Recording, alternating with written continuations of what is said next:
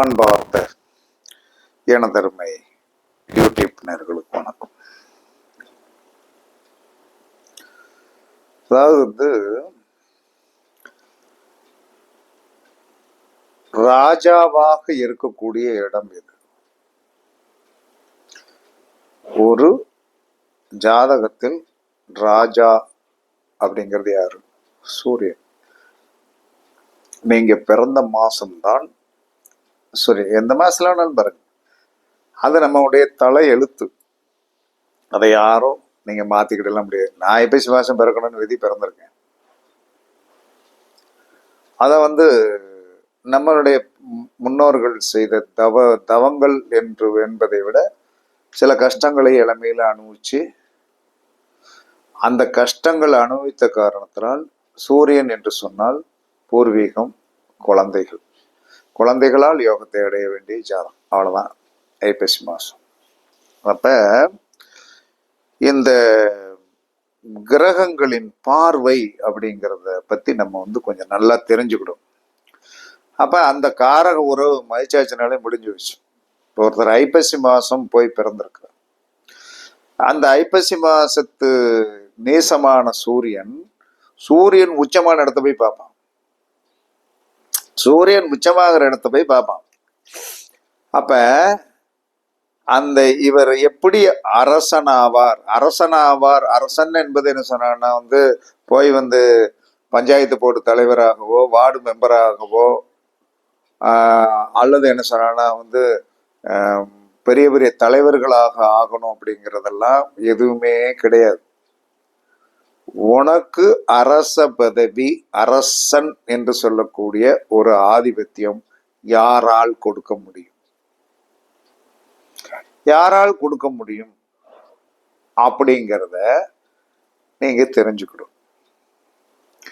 அப்ப தெரிஞ்சுக்கிடணும் அப்படிங்கும்போது சூரியன் எந்த இடத்துல இருக்கான், அவனுடைய 7வது பார்வை எங்க இருக்கிறதோ அந்த இடம் என்னைக்கு ஆக்டிவேஷன் ஆகுதோ, அந்த இடம் என்னைக்கு ஆக்டிவேஷன் ஆகும், அது லக்னத்துக்கு எத்தனாவது இடம். சூரியன் எந்த இடத்துல இருந்தாலும் அதுக்கு 7வது இடம் ஆக்டிவேஷன் ஆகும். அங்கதான் அரச பொறுப்பு உங்களுக்கு வரப்போகுது. அப்ப உங்களுக்கு அந்த அரச பொறுப்பு யாரால் கொடுக்கப்படும்? அது யார் என்ன சொல்லணும்? நம்மளுடன் இணையணும். எப்பயுமே நாம் அனுபவிக்க போறது என்பது இணைவு. அது உங்களுடைய லக்னத்திற்கு எந்த இடங்கிறது பார்க்கணும். அப்ப நீங்கள் வலிமை பெறுவதற்கு ஆத்மா என்று சொல்லக்கூடிய சூரியன் எந்த இடத்தை பார்க்கிறானோ அந்த காரக உறவை நீங்கள் என்னைக்கு அரவணைக்கிறீர்களோ, அது மனைவியா இருந்தா அரவணைக்கலாம், குழந்தையா இருந்தா தூக்கி கொஞ்சலாம், உத்தியோகமா இருந்தால் அதை பார்க்கலாம். வீடு கட்டின பிறகு ஒருத்தருக்கு என்ன சொன்னா பெரிய யோகம் வந்துடும். என்னடா வீடு கட்டின பிறகு பெரிய யோகமா வந்துட்டான் அப்படிமா. ஒருத்தனுக்கு தொழில் கிடைச்ச பிறகு யோகமா வந்துடும். அப்ப இப்ப என்னுடைய ஜாதகத்தை பத்தி நான் ஏன்னா என்னுடைய கண்டென்ஸை நான் பேசும்போதுதான், நீங்க கூட தற்பெருமைன்னு நினைக்காதீங்க. தற்பெருமை அப்படி இல்லை, ஒண்ணும் கிடையாது. மனுஷ வாழ்க்கையில என்ன தற்பெருமை? என்னுடைய பிறப்பு ஐப்பசி, ஓகே, லக்கணத்திலே சூரியன். ஏன்னா கல்யாணம் முடிஞ்ச பிறகுதான் யோகம் வந்துச்சு. ஏன்னா 7ஆம் இடத்தை சூரியன் பார்க்கிறார். அப்ப 7ஆம் இடம் என்பது லக்கணத்திற்கு அது 7 சூரியன் நின்ற இடமும் லக்கணமும் ஒரே இடம். அப்ப கல்யாணம் என்னைக்கு முடிச்சேன்னா அன்னைக்கு தான் எனக்கு யோகம். அது வரைக்கும் நான் போராடினேன். 27 ஆண்டுகளாக கல்யாணம் முடிக்கிறது நாள் வரைக்கும் எனக்கு யாருமே உதவி கிடையாது. ஏதோ ஒரு நபர் என்ன சொல்லலாம்னா கூட இருந்து சாமான்கள்லாம் வாங்கி போட்டு நீட் பண்ணி கரெக்ட் பண்ணி எல்லாம் முடிச்சு என்ன சொல்லலாம்னா இருக்கும். மழை அடிச்சது பாருங்க, உலகத்திலே என்ன சொல்றான்னா அவளும் கொட்டி தீச்சு. எனக்கு மழை பெய்யுற அன்னைக்கு நல்ல வேளை கல்யாணத்தை ஞாயிற்றுக்கிழமை வைக்கல. ஏன்னா சூரியன் நேசமாய் ஞாயிற்றுக்கிழமை கல்யாணம் பண்ணியிருந்தா நல்லா இருந்திருக்க மாட்டோம். திங்கக்கிழமை முடியும், சந்திரன் வலிமையா இருந்தோம். அப்ப அந்த 7 என்று சொல்லக்கூடிய அரச பதவியை கொடுக்கக்கூடிய, என்ன சார் சூரியன் நின்றணும். சூரியன் எப்பயுமே ஒரு இடத்திற்கு, அவர் நின்ற இடத்திற்கு 7ஆம் இடத்தை பார்க்கின்ற பார்வைக்கு மரியாதை ஜாஸ்தி. அப்ப என்ன செஞ்சிட்டான், அன்றில் இருந்து என்ன சொன்னா எந்த காரியத்தை அந்த 7ஆம் பாவத்திட்டு சொன்னாலும் சாயந்தரம் கரெக்டா முடிச்சு ஃபிட் பண்ணி வச்சிரும். எப்படின்னு தெரியாது. தெரியாது. அப்ப உங்களுடைய சூரியனுடைய ஆதிபத்தியம் எந்த கட்டத்தில் அதோடைய பார்வை விழுகிறது என்று பாருங்கள். அந்த பார்வை விழுகின்ற இடத்தை என்ன நல்லா நோட் பண்ணி வச்சுக்கிடுங்க. உங்க லக்கணத்துக்கு அது எத்தனை இடம்? ஏன்னா எப்பயுமே லக்கணம் என்பது நம்மளுடைய பிறப்பு. இந்த பிறப்பை வச்சுதான் எல்லாமே. அப்ப அந்த எனக்கு 7ஆம் பாவம், உங்களுக்கு அது எத்தனாம் பாவத்தை பார்க்கும்? என்னுடைய பையனுக்கு என்ன சொன்னா, ரிஷப மாசத்தில் போய் பிறந்தான். அவனுக்கு விருச்சிகத்தை பார்க்கும். 7ஆவது பார்வையை பார்க்கும். அவனுடைய லக்கணத்துக்கு விருச்சிகம் 10ஆம் இடம். பதவிக்கு போன பிறகுதான் அவனுக்கு யோகம். வேலைன்னு போயிட்டான்னா அங்க ராஜ மரியாதை யார் கொடுக்கறாருன்னா 10ஆம் பாவம் ராஜ மரியாதை கொடுக்குது. ராஜ மரியாதை கொடுக்குதுன்னா இப்பதான் சிந்தனை பண்றேன். அப்ப என்ன சொன்னா, ஒரு ராஜ மரியாதை அவனுக்கு எப்போ எனக்கு மனைவின் மூலமாக வந்திருக்கு. அவனுக்கு 10ஆம் பாவம் ஆகிய தொழில் ஸ்தானத்தால் வந்திருக்கிறது. அப்ப இன்னொரு ஜாதகத்துல சித்திரை மாசம் பிறந்தது. அதற்கு என்ன 7ஆவது வரைய துலாத்தை பார்க்கும். கும்பலக்கணத்திற்கு என்ன 9 கூட தகப்பனால் ராஜயோகம். தகப்பன் இருக்கின்ற வரைக்கும் ராஜயோகம். இரடா ஸ்திரலக்கணத்திற்கு 9 கூட பாதகாதிபதி அப்படின்னா நோ. அங்க யார் பார்க்கிறா? 9வது இடத்தை சூரியன் வலிமையாக பார்க்கிறான். என்ன சார் அந்த வலிமையாக பார்க்கிற நேசம் அப்படின்னா அந்த இடத்துல உட்கார்ந்தா தாயா நேசம். சும்மா என்ன சார் உச்சமான இடத்துல இருந்து அவன் நீசமான இடத்துக்கு வரப்போகிறான். அங்க உச்சமா தான் நிக்கிறான். அப்ப 9ஆம் இடம் என்று சொல்லக்கூடிய தகப்பனால் என்ன சொல்றான்னா, அந்த குழந்தைய தகப்பன் இருக்கின்ற வரைக்கும் வெற்றி வெற்றி வெற்றி வெற்றி அரசன். அப்ப இதை ஏன் சொல்றேன்னா, ஒரு வெற்றியை தீர்மானிக்கின்றவன், அரச போகத்தை கொடுக்கின்றவன் ஒரு ஜாதகத்தில் யார் என்பதை கண்டுபிடித்து விடுங்கள். ஒருத்தனுக்கு மனைவியா இருக்குது, ஒருத்தனுக்கு தொழிலா இருக்குது, ஒருத்தனுக்கு தகப்பனே அரச பதவியை கொடுக்கிறவனாக இருக்கிறான். அப்ப தகப்பனை இந்த குழந்தை எதை கேட்டு செய்தாலும் தகப்பனை கேட்டு செய்ய செய்ய செய்ய செய்ய செய்ய செய்ய செய்ய செய்ய என்ன சொல்றான்னா வெற்றியாகிவிடும். சரி, இன்னொரு ஜாதகத்தை எடுங்க. அது மார்கழி அப்படின்னு சொல்லி வரும்போது என்ன சொல்றான்னா காலபுருஷனுடைய 7ஆவது பார்வையாக என்ன சொல்லணும், மிதனத்தை பார்க்கும். அதோடைய இலக்கணத்துக்கு 2ஆம் இடம். தன குடும்பம் என்னைக்கு குடும்பம் என்று சொல்லக்கூடிய ஒன்று ஆகிவிட்டதோ அது யோகசாலி. ஒண்ணுக்கு 2ஆம் இடத்தை வச்சிருக்கான், ஒண்ணுக்கு 9ஆம் இடத்தை வச்சிருக்கான், ஒண்ணுக்கு 10ஆம் இடத்தை வச்சிருக்கான். உனக்கு அந்த பிறப்போடைய ரகசியத்தை நீங்கள் தெரிந்து கொண்டீர்கள் என்று. எதனால் நமக்கு வெற்றி? நீங்கள் எப்பயுமே சூரியன் என்று சொல்லக்கூடிய எப்பயுமே இன்னமும் நீங்க யாராவது என்ன சொன்னா உங்களுடைய பிறந்த மாதத்தை தமிழில் ஞாபகத்தை வச்சு எப்பயா பிறந்த அப்படின்னு கேட்டோம்னா, சார் நான் நவம்பர் மாசம் பிறந்தேம்மா. அங்க ஏன் இன்னமும் இந்த பிறப்பு மாதங்களை நம்ம தமிழ்ல கேட்கிறோம்னா, அதுதான் அவனுடைய வெற்றி. அந்த சூரியன் நின்ற மாதத்திற்கு 7ஆம் இடத்தில் இருக்கிறது. இதை இவங்க யாருமே டியூன் அப் பண்ணுவதே கிடையாது. டியூன் அப் பண்ண காலத்தோடைய ஒரு பெரிய கொடுமை. அப்படின்னு சொல்லி வரும்போது என்ன சொல்லலாம்னா, அந்த யாருமே அதை பத்தி புரிஞ்சுக்கிடல. சூரியனுக்கு எவ்வளவு பவர் இருக்குது, ஆத்மகாரகன் அல்லவா. அந்த சூரியனுடைய ஆத்மகாரகத்தை என்ன சொல்றான்னா நீங்கள் நல்லா தெரிஞ்சுக்கிடணும். அப்ப ஒரு ஜாதகத்தின் கெதின்னு சொன்னா, கெதி எங்கேயா இருக்குது? கெதி, அந்த கெதிதான் உங்களுடைய வாழ்க்கையின் ஒரு பெரிய வெற்றி. அந்த கெதியை நீங்கள் தெரிந்து வைத்திருந்து அந்த காரக உறவை நீங்கள் அனுசரிக்கணும். சில பேருக்கு லக்கணத்துக்கு 8ஆம் இடத்தை சூரியன் பார்ப்பார். என்ன சார் 8ஆம் இடத்தை பார்ப்பாம்? 8ஆம் இடம் என்பது என்ன சொல்ல, என்னது? ஆயுள் ஸ்தானம். 8ஆம் இடம் என்பது உங்களுக்கு வாழ்க்கையில் என்னதை கொடுக்கும்? துன்பத்தை கொடுக்கும், பிரச்சனையை கொடுக்கும் அப்படின்னு சொல்லி வரும்போது என்ன சொன்னா, 8 என்பது ஒரு மனிதனுக்கு வந்து என்ன சொன்னா ஆயுள் ஸ்தானமாக இருக்கும். ஏழுங்கிறதுக்கு ஈஸியா சொல்லிட்டீங்க. ஆறுங்கிறதுக்கு வந்து அஞ்சாம் இடத்தை பார்த்தா பிள்ளை பிறந்த பிறகு யோகம்னு சொல்லிடுவீங்க. 4 என்பது வீடு கட்டின பிறகு சொல்லுங்க. 3 என்பது உனக்கு அடுத்து வந்து ஒரு பிள்ளை பிறந்த பிறகு வந்து யோகம்னு சொல்லிடுவீங்க அப்படின்னு சொன்னா. 6ஆம் இடம் என்பது வேலைக்கு போன பிறகு சூரியன் வந்து ஒரு இடத்துல இருந்து அவர் 7வது ஒரு உங்க லக்கணத்துக்கு 6ஆம் இடம், நீ வேலைக்கு போனதுல இருந்து உனக்கு யோகம்.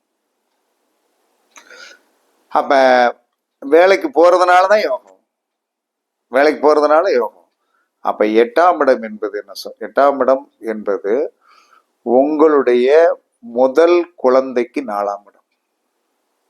உங்களுடைய முதல் குழந்தைக்கு 4ஆம் இடம். உங்களுடைய முதல் குழந்தைக்கு 4ஆம் இடம். அது உங்களுடைய மனைவிக்கு 2ஆம் இடம். உங்களுடைய மனைவிக்கு 2ஆம் இடம். அப்ப உங்களுக்கு தன குடும்பம் ஆன பிறகு உங்களுக்கு வருகின்ற மனையாட்டி 8ஆம் இடம் என்பது மனைவிக்கு 2ஆம் இடம். அப்ப அதுக்கு பிறதான குழந்தை வரும், குழந்தைக்கு 4ஆம் இடமாக வரும். அப்ப என்ன சொல்றான்னா இமீடியட் சொல்யூஷன் என்பது ஒரு சூரியன் என்று சொல்லக்கூடியவன். இப்ப நல்லா புரியுதா? 8ஆம் இடம் என்பது, 8ஆம் இடம் என்பது காமஸ்தானம், ரகசிய இல்லற வாழ்க்கை வந்து என்ன சொன்னா பப்ளிக்ல நடத்திட்டு இருக்கோம். அப்ப 8ஆம் இடம் என்பது காமம், 8ஆம் இடம் என்பது இல்லற சந்தோஷம். அப்ப ஒருவனுக்கு வந்து என்ன சொன்னான்னா தன்னுடைய 8ஆம் இடத்தை சூரியன் பார்த்துட்டான். அப்ப வந்து என்ன சொன்னா படிச்சு முடிச்சு வேலைக்கு போய் சீக்கிரம் கல்யாணம் முடி, உனக்கு யோகம் வாழ்க்கையில் வந்து என்ன சொல்றான்னா வந்து கொண்டே இருக்கும். கொண்டாடி முருசன் சந்தோஷமா இருக்க இருக்க இருக்க இருக்க இருக்க இருக்க இருக்க இருக்க ஒரு யோகம் வரும். அப்ப ஒவ்வொரு காரகத்திற்கும் நமக்கு வந்து என்ன சொல்றான்னா வந்து கடவுள் ஒரு விஷயத்தை சொல்லாமல் இல்லை, அவர் கரெக்டா சொல்லியிருக்காரு. நம்மளால பயன்படுத்த தெரியல, பயன்படுத்த தெரியல. எனக்கு என்ன வந்து என்ன சொல்றான்னா இப்ப நான் பேசுற வரைக்கும் வந்து என்ன சொல்றேன், இந்த காரகத்துவத்தை பத்தி நான் பேசுவேன் என்று நினைக்கவே இல்லை. இதை பெருமைக்காகலாம் சொல்லல. இந்த டாபிக் வந்து எடுத்தேன், ராஜாவாக எப்பயா நீ மாறுவ? உனக்கு ராஜா வந்து ராஜான்னு ஒருத்தர் இருக்காருல்ல, சூரியன் ராஜா. ஒரு வருஷம் பஞ்சாங்கத்தை பாருங்க, உள்ள என்ன இருக்குது, ராஜா யாரு, மந்திரி யாரு, எல்லாமே போட்டிருப்போம். அதை நம்ம பஞ்சாங்கத்தை வாங்கி படிக்கிறதே கிடையாது. அப்ப இந்த சூரியன், அப்ப அதற்கு இப்ப சூரியனை சொல்லியாச்சு. சந்திரன் பார்க்கின்ற இடம்னு ஒண்ணு இருக்கும் இல்லையா, சந்திரன் பார்க்கின்ற இடம். சந்திரன் என்று சொல்லக்கூடியது வந்து மனோநிலைக்காரன். இது வளர்வரை சந்திரனாக இருந்தாலும் தேய்வரை சந்திரனாக இருந்தாலும் எந்த இடத்தை சந்திரன் பார்க்கிறதோ இடத்துல ஒரு சந்திரன் பார்க்கிறதோ அந்த சந்திரன் பார்க்கின்ற இடத்தில் ஒரு போராட்டம் இருக்கும். அதுல கவனமா இருந்துக்கணும். சந்திரன் 7வது பார்வையாக எந்த இடத்தை பார்க்கிறதோ, சந்திரனுக்கு 7ஆம் இடத்தை வந்து நீங்கள் ஜெயிக்க நினைப்பீர்கள், ஆனால் அதை ஜெயிக்க முடியாது. ஏன்னா சந்திரனுக்கு வந்து என்ன சொன்னா சூரியன் பார்க்கின்ற இடம் உங்களுக்கு வெற்றிக்கனியை கொடுக்கக்கூடியது. சந்திரன் பார்க்கின்ற இடம், 7வது பார்வையாக பார்க்கின்ற இடம், உங்களுடைய லக்கணத்திற்கு எந்த இடமோ அந்த இடத்தில் உங்களுக்கு தோல்வி இருக்கும். ஏன்டா வந்து என்ன சொல்றான்னு, என்னையா வந்து சூரியனுக்கு இவ்வளவு வலிமையா நீ பேசிட்ட, ரைட்டு ஏத்துக்கணும், சந்திரனுக்கு மட்டும் ஏன் வந்து என்ன சொன்னா 7ஆம் இடம், 7ஆம் இடம் என்று சொல்லக்கூடியது. ஏன்னா அந்த இடத்தை வந்து என்ன சொல்லியிருக்கான் ஜாதகத்துல, அதை நீ ஜெயிக்க முடியாது. அது உன் லக்கணத்துக்கு என்ன இடமா வருது, சந்திரன் பார்க்கின்ற இடம் வந்து நம்மளுடைய லக்கணத்திற்கு என்னவாக வருகிறதோ அந்த இடத்தில் நீ ஜெயிக்க முடியாது. அப்ப அது உன்னுடைய அந்த கட்டத்துடைய காரக உறவுட்ட ஒப்படைச்சிடும். அதை நம்ம மெயின்டைன் பண்ண முடியாது. இந்த 2 கிரகத்தை வச்சு என்ன சொல்றான்னா, ஐயா ராஜாவாக ஒரு யோகம் இருந்தால் ராஜா வந்து என்ன சொன்னாலும் எல்லாத்தையும் பொறுப்பு பார்க்க முடியாதுல்ல, நெகட்டிவ்னு ஒண்ணு இருக்குதான். அப்ப சந்திரன் 7வது பார்க்கின்ற இடம் உங்களுடைய லக்கணத்திற்கு எந்த இடமோ அந்த இடத்தில் உங்களுக்கு தோல்வி இருக்கும், பிரச்சனை இருக்கும். அதை நீங்கள் கவனமாக டீல் பண்ணீங்கன்னா அரச யோகத்தை கொடுப்பவன் வந்து சூரியன். அதில் வந்து என்ன சொன்னா, ஒரு வெளிச்சத்தை கொடுத்தா ஒரு இருட்டுன்னு ஒண்ணு வரும்ல. இரவுல தானே எல்லாரும் கவனமா இருக்கணும். இரவுக்கு அதிபதி யாரு? சந்திரன். இரவுக்கு அதிபதி. அப்ப சந்திரன் பார்க்கின்ற 7வது பார்வையில் நீங்கள் போராடி கொண்டிருப்பீர்கள். உறுதியா போராடி. நீங்க பரிசித்து பாருங்க. சூரியன் பார்க்கின்ற 7வது இடம் உங்களுக்கு லக்னத்திற்கு எந்த இடமாக வருகிறதோ அந்த இடத்தை வந்து நீங்கள் இயக்க கற்றுக்கொண்டீர்கள் என்று சொன்னால் அதன் மூலமாக வெற்றி வந்து கொண்டே இருக்கும். சந்திரன் பார்க்கின்ற இடம் 7வது இடமாக வந்து அந்த இடத்தில் நீங்கள் வந்து ஒரு போராட்டம் இருந்து கொண்டே இருக்கும். அதை என்ன காரக உறவு அப்படின்னு பார்த்துட்டு அதை வந்து நீங்க டீல் பண்ணாதீங்க. உங்க குடும்பத்தார்கிட்ட, குடும்பத்துல வந்து, குடும்பம்னா என்னது? மனைவிட்ட விட்டுருங்க, மனைவிட்ட விட்டுருங்க, பிரச்சனை இல்லையா? அப்ப மனைவிட்ட விடும்போது என்ன சொல்றான்னா, கணவர்னா மனைவிட்ட விட்டுருங்க, மனைவின்னா கணவர்கிட்ட விட்டுருங்க. அந்த 7ஆம் பாவத்து உறவுக்கு அது எத்தனாம் பாவ உறவு? அது ஜெயிச்சிடும். 7ஆம் பாவ உறவுக்கு வந்து எத்தனாம் பாவமோ அது ஜெயிச்சிடும். அதுல வெற்றி வென்றும், பிரச்சனை இருக்காது. நம்மளுடைய பாவத்திற்கு வந்து என்ன சொல்றான்னா, எத்தனாம் பாவமோ மனைவியுடைய பாவத்திற்கு, மனைவியோட கட்டம் 7வது கட்டத்தை லக்னமாக குறித்து கொண்டு சந்திரன் அந்த மனைவியுடைய கட்டத்திற்கு எத்தனாம் இடத்தை பார்க்கிறானோ அந்த பொறுப்பை வந்து மனைவியிடம் விட்டு விடுங்கள். அது உங்களுக்கு வந்து மனைவியால் வெற்றி பெறக்கூடிய பாவம். மனைவியால் வெற்றி பெறக்கூடிய பாவம். நீங்க அந்த இதுல போய் போராட முடியாது. இதுதான் சூரியன் சந்திரனுக்கு உண்டான. ஏன்னா வலதுகை இடதுகை. அப்ப வலதுகை என்ன செய்கிறது? உணவை எடுத்து அருந்துகிறது. வலதுகையில் எப்படி எடுத்து சொன்னா மணந்து பார்ப்போம். இடதுகை என்ன செய்வோம்? இதுக்கு உதாரணம் இதுதான். இந்த உதாரணம் நம்ம பாத்ரூம் போயிட்டு வந்து கழுவுறது இந்த கையால தான் கழுவுறோம். இந்த கையை எப்படி மோந்து பார்ப்போமா? பார்க்க மாட்டேன். பீச்சம் இதுல சினிமாவில் சொல்லுவாங்க, ஓ மூஞ்சில என் பீச்சாங்கையை வைக்க அப்படிமா. அப்ப பீச்சாங்காய் வச்சா என்ன சொன்னா நாத்தம் எடுக்குன்னு அர்த்தம். சந்திரன் பார்க்கின்ற இடம் நமக்கு வந்து பெரிய தோல்வியை கொடுக்கும்.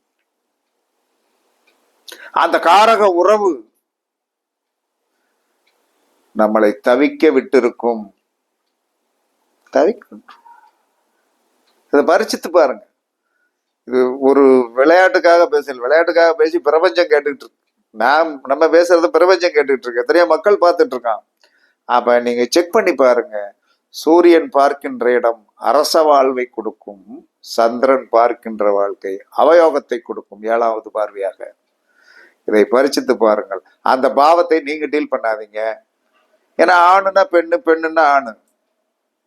அப்ப 7ஆம் பாவத்திற்கு அது எத்தனாம் பாவமா வருதோ அங்க அதை டீல் பண்ண விட்டீங்கன்னா சக்சஸ் ஆயிரும். உங்களுக்கு எது அவயோகமாக இருக்கிறதோ அது உங்க மனைவிக்கோ அல்லது கணவருக்கோ யோகமாக இருக்கும். அவங்கள டீல் பண்ண விட்டா அதன் மூலமா என்ன சொல்றான்னு, நம்ம இந்த ஸ்கூட்டர்ல நீ ஓட்டப்பா நான் பின்னாடி உட்காந்துக்கிறேன் அப்படிங்கிற மாதிரி போயிடணும் அந்த விஷயத்துல. அதனாலதான் எப்பயுமே என்ன சொல்றான்னா, இதற்கு என் ஜாதகத்தை என்னால உதாரணம் சொல்ல முடியும். திரும்ப திரும்ப என் ஜாதகத்தை சொல்லி என்ன பண்ண போறேன்? அப்ப எனக்கு சந்திரன் வந்து 11ஆம் இடத்தை பார்க்கிறது. என்னால பொருளாதாரத்தை நிறுத்தி வைக்க கூட முடியாது. 16ஆம் பாவம் என்பது லாபஸ்தானம். 7வது பார்வையா கும்பத்திலிருந்து பார்த்துறாரு. என்னுடைய சகோதரி இல்லை, எனக்கு எந்த உறவும் இல்லை, மூத்தோர் உறவு என்பது இல்லை, யாருமே இல்லை, யாருமே இல்லை. அதே சமயத்துல மனைவி ஸ்தானத்திற்கு அது 5ஆம் இடம். மனைவி ஸ்தானத்துக்கு பூர்வ புண்ணிய ஸ்தானம். அப்ப அந்த 11ஆம் இடம் என்று சொல்லக்கூடிய லாபஸ்தானம், நான் சம்பாதித்த அனைத்து வித சொத்துக்களும் என்னிடம் இல்லை, என் மனைவிட்ட தான் இருக்கு. நான் கையெழுத்து போட்டு விற்க வேண்டிய அளவுக்கு ஒண்ணுமே இல்லையா? வேற என்னது? அந்த அந்த இடம் வந்து எனக்கு என்னது? லாபஸ்தானம் என்னது? இதுதான் ஜோதிடம் சொல்கிறது. ஒரு விளக்க ஜாதகம் என்பது யாரையும் விளக்க முடியாது. உங்க ஜாதகத்துல பாத்துருங்க. பார்த்தீங்கன்னா நீங்கள் ஜெயித்துக் கொள்வீர்கள். இந்த 2 தான், இந்த கண்ணு, இந்த 2 கை, இந்த 2 கால். எப்பயுமே என்ன சொல்லுவாங்க, வலது காலை எடுத்து உள்ளவா அப்படிமா. இடது காலை வச்சு சொல்லுவானா, வலது கை மரியாதைக்குரியது, வலது கால் மரியாதைக்குரியது, இடது கால் சப்போர்ட்டுக்கு மட்டும்தாயா அப்படின்னு சாஸ்திரம் சொல்லுகிறது. அப்ப கிரகங்களின் பார்வை இந்த 2 தான் முக்கியம். அதனாலதான் நம்ம கண்ணுக்கு இன்று வரை தெரியக்கூடியது சூரியனை பார்த்துறோம், சந்திரனை பார்த்துறோம், வேற எந்த கிரகத்தையும் நம்ம பார்க்கவே இல்லை. சொன்னதை கேட்டு இன்று வரை நம்பிக்கொண்டிருக்கிறோம். 7.5 சனி ஓடுதா, ஆமா சந்திரனுக்கு பக்கத்துல சனி வந்துருச்சு, இரிட்டேஷனா இருக்குங்கிறது உணர்ந்து கொள்கிறோம். பார்வையை நம்ம காலையில இருந்துச்சோன்னு சூரியன் பாங்களேன் பார்த்துடலாம். அப்ப அவன் என்ன சொல்றான், யோகத்தை கொடுக்கக்கூடிய காரகன். அப்ப உங்களுடைய அந்த சந்திரன் பார்க்கின்ற 7வது பார்வையான இடம் தோஷத்தை கொடுத்து நீங்கள் பெரிய பாதிப்பில் இருக்கிறீங்கன்னா வேற யார்கிட்ட போய் காலில் விழுகணும்? சந்திர தரிசனம் பண்ணுங்க, சூரிய தரிசனம் பண்ணுங்க. ஏன்னா சூரிய தரிசனம் பண்ணக்கூடிய நாம் சந்திர தரிசனம் பண்ணுவதே கிடையாது. பண்ணுங்க. அப்ப அந்த நெகட்டிவ் எனர்ஜி என்ன செய்யும்? பாதிப்பிலிருந்து விடுபடக்கூடிய சக்தியை கொடுக்கும் என்று கூறி, இதுவே ஜோதிடத்தின் ரகசியம் என்பதை கூறி உங்களிடமிருந்து விடைபெறுவது சிப்பிப்பாறை ஜோதிடர் சாதி ராகவன் ஜெயபாலாஜி. சுகமே சொல்க, வாழ்க வளமுடன். வணக்கம்.